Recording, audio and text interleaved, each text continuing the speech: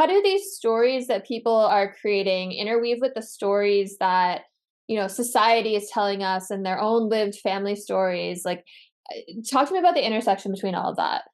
Absolutely. This is where the other part of my work comes in, which is ancestral story. So, one of the major kind of traditions that I was trained in was family systems theory. And that's the Say it idea, again. It was what? family systems theory. Family systems. Okay. So it's the idea that we are all born into contexts that have been created by society. Our families are aspects of culture that we're born into, and then we're taught how to be based on those family traditions. And it's so subliminal, it's so subconscious that everybody deals with this, even to the end of their lives, right? We're constantly learning about the impact of how we were taught to be in society.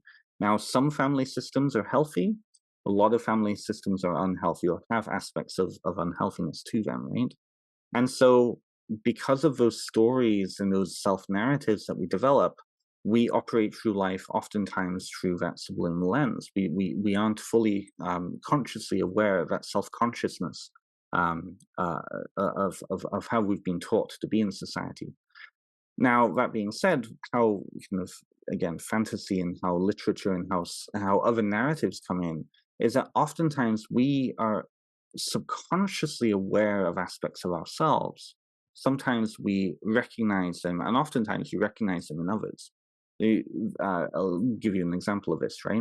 If you're annoyed by somebody and you don't know why, oftentimes that's because they're reminding you of something that you're really not liking in yourself, right? Yeah, I love that. Right? Yeah. And subconsciously, we are very aware of that, but it manifests through as emotion, right? So what we're looking then is with like cognitive behavioral therapy is to trace back and look at the beliefs then and that narrative that those feelings are generated by. The same thing is in with literature. The same thing is with, even historical persons, right? Look at our heroes and look at our villains. And what is it about those people, their stories that we really connect with?